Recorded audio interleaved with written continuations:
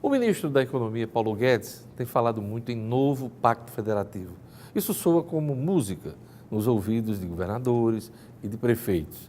A repactuação das receitas, resultado de impostos e contribuições, está na agenda de parlamentares ligados aos municípios, como é o caso de Benes Leocádio, meu convidado hoje. Boa tarde, deputado. Boa tarde, Jorge. Boa tarde, telespectador da Band. É um prazer estar aqui com vocês.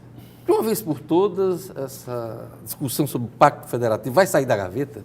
Bom, espera-se, e é como você acabou de dizer, há muito tempo que se fala nisso, né? E é desejo, digamos, dos entes municipais, dos entes estaduais, mas você conhece muito bem, Jorge, que tem uma situação, reforma tributária ou mudança dessa atual situação, alguém tem que ganhar e outros têm que ceder, né? Ou perder. E aí, como sempre, a concentração do recurso está nos cofres da União, nós não sabemos se o discurso é para valer ou se acontecerá na prática. Como é a divisão do bolo hoje, Benes? Hoje é praticamente 40% entre estados e municípios e quase 60% com a União. Os municípios estão com 24,5%, né? Eram 22,5% com base na Constituição de 88. Depois tivemos aquelas duas vitórias, duas PECs que repassam 1% 10 de julho e 1% 10 de dezembro. Foram eixos que conseguimos, ou seja, é uma mini reforma, uma alteração, que a gente espera que com essa discussão, tanto o ministro Paulo Guedes como o presidente Bolsonaro têm colocado, eles até usam uma colocação muito forte, menos Brasília e mais Brasil, que se entende que sejam uma descentralização desses recursos, sob pena de continuarmos da mesma forma que estamos aí com essa... Eu acompanhei o discurso de posse do Paulo Guedes em Brasília e ele falou nessa questão de uma inversão da pirâmide que existe hoje no Brasil, a pirâmide econômica, né? Quer dizer, inverter, jogar mais dinheiro na base para que, no caso dos municípios, eles possam ter condições de enfrentar alguns gastos com saúde, segurança pública, educação. Né? O caminho é esse, né? Se isso acontecer, Deus, talvez venha corrigir um pouco essa distorção, porque as responsabilidades ou as obrigações já foram transferidas, né, após a Constituição de 88. Mas esqueceram de transferir também as condições financeiras para esse atendimento, no que você colocou aí, saúde, educação, assistência, além da segurança, que hoje que é um problema de calamidade no país e que chegaram fortemente nos pequenos municípios, através da entrada do tráfico de drogas, da criminalidade, e a gente sabe que é lá no município onde algo pode ser feito com mais velocidade, com mais aproximação ou mais presente, né? E aí eu espero que, se esse for o sentimento do Executivo Federal e do novo Parlamento, a gente possa realmente fazer isso acontecer. Agora, Pacto Federativo é bom para discurso de campanha, para quem vai assumir o poder. Agora, quando chega a hora de sentar na cadeira, não sei o que é que acontece. Cai no esquecimento, né? Infelizmente, o histórico que temos do passado é esse aí. É na campanha, é nas conversas, é nas entrevistas, e que vamos discutir Pacto Federativo e não sai da discussão. Que, na verdade, eu acho que a opinião do eleitor, como um todo, no país inteiro, foi de expectativa de mudanças. É que saiamos do blá blá blá, do discurso fácil ou simpático, para a prática. E aí é como você está colocando, Pacto Federativo, 30 anos aí foram após a promulgação da nossa Carta Magna, né? E o que mudou, o que melhorou, o que avançou no tocante à melhoria da qualidade das políticas públicas? Saúde? Não.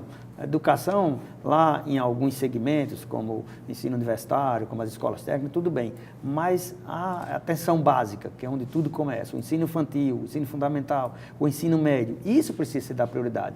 E aí também pensando, e naturalmente, que vai depender muito da recuperação da economia, na empregabilidade. Eu acho que na hora em que o cidadão tem emprego, ele tem dignidade, ele tem melhores condições de vida e melhores pensamentos. É isso que a gente sonha. Agora, para pressionar o mundo fantástico de Brasília, é preciso ter apoio popular.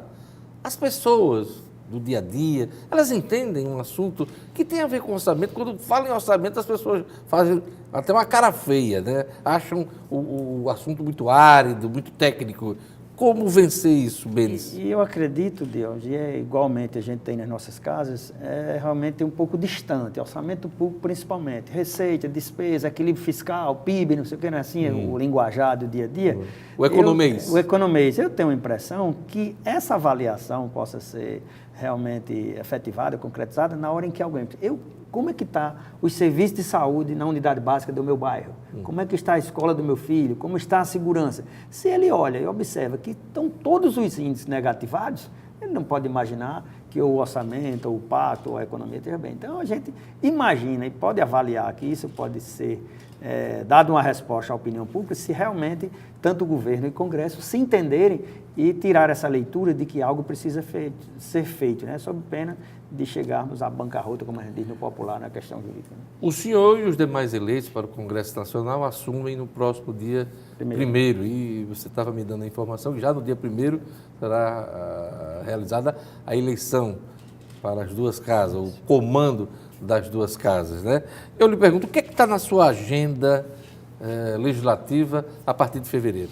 Veja bem, esse assunto, como se diz, que é um termo técnico um pouco distante, às vezes, da compreensão das pessoas, de pacto federativo, mas eu dizia que fortalecimento dos municípios. Até porque hoje os municípios que vivem basicamente de FPM, que é o Fundo de Participação do Município, a principal receita de cada município do país, principalmente os pequenos, e que precisam ver isso melhorado, ou seja, ele tem a obrigação, como está hoje lá, de vinculações de receitas, de 25% de aplicação na educação, 15% de saúde, agora com a última PEC aprovada também, obriga os municípios a também exercitarem a atividade de segurança, que antigamente era só o Estado, né?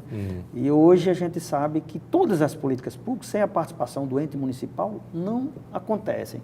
E aí o nosso desejo é rediscutirmos essas questões, principalmente, de hoje, no tocante à repartição das contribuições que foram criadas após 88 e hoje não são partilhadas. Porque desse bolo tributário, só os impostos... IPI, imposto de renda, é o que partilham. O que tem de contribuições, basta eu lhe dizer aqui, né? Nada. Eu tive essa semana em Brasília e conversando com o deputado Júlio César, que é do Piauí, ele é muito atuante, foi ex-presidente da Associação dos Municípios lá do estado do Piauí, e me convidava que vai participar de uma palestra junto à OAB Nacional para discutir exatamente esse tema. Basta lhe dizer, de CSSL, é cerca de 80 bilhões por ano e que não são partilhadas com o Estado e município. Ela fica 100% com a União Social sobre o lucro líquido. E aí, de FPM, que chega aos 5.570 municípios, com base em 2018, foi distribuído 100 bilhões, ou seja, quase o mesmo valor da CSSL, que não é partilhada com Estados e municípios. Já imaginou se a gente conseguir parte dessa contribuição também chegar para os estados e municípios? Vai mudar essa realidade, principalmente no tocante hoje ao estouro do limite prudencial com o LRF. O Pacto Federativo poderia começar por aí, né? Sobre essa divisão das outras contribuições e taxas, né? Reforma da Previdência. O governo Bolsonaro deve encaminhar a sua proposta de reforma da Previdência agora em fevereiro. Aproveitando alguma coisa já do que está sendo discutido desde o governo Temer, qual é a sua expectativa e, desde já, qual a sua opinião sobre o assunto? Há uma consciência hoje, eu diria, não só nos representantes dos entes federais, estaduais e municipais, de que a reforma precisa ser feita. Não, como ela foi posta anteriormente, de uma mudança muito radical da idade mínima, quando temos hoje, e a proposta na reforma que o presidente Temer encaminhou. Mas a gente já tem assistido sinalizações, tanto do presidente Bolsonaro como dos responsáveis da área econômica do seu governo, de que poderá rediscutir ou ver uma reforma que não seja tão forte como aquela que estava sendo prevista. Mas o senhor sabe que quanto mais adia esse assunto, pior.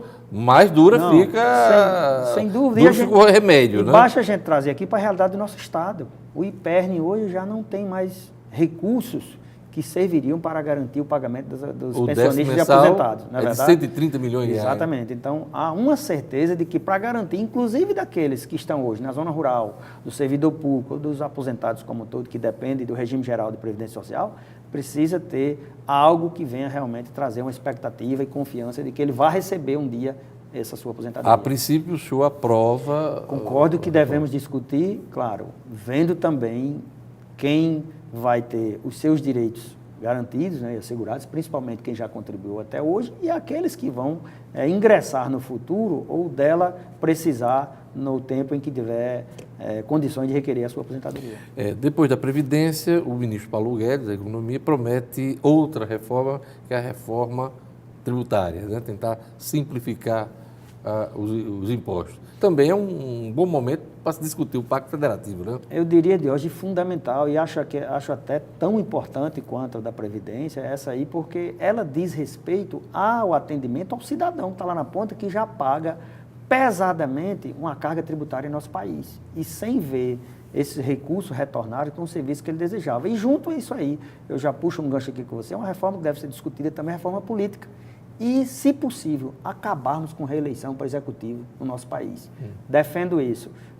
Mandato maior, sem reeleição? Sem reeleição. 5 anos, eleições gerais, acabaríamos essa questão do governante se eleger e já ficar preocupado com a sua permanência no poder ou na sua reeleição. Eu acho que eleições gerais a cada 5 anos, se você fizer um bom trabalho, 5 anos depois, e se for o que a opinião pública estiver pensando, pode voltar. O presidente Jair Bolsonaro cumpriu uma promessa de campanha de flexibilizar a posse de arma de fogo. Queria saber do senhor até que ponto essa medida pode diminuir índices de violência, há quem diga que pode aumentar, e até que ponto o Congresso Nacional pode se abrir para uma discussão sobre o porte. Porque uma coisa é a posse em casa, no comércio, a outra é você ter condições de circular com a arma. Eu queria saber a sua opinião. Eu diria que em algumas situações ela deve ser, sim, autorizada.